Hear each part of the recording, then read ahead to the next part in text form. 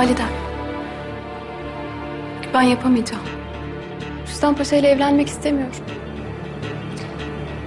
Karar senin Mir. Önünde iki yol var.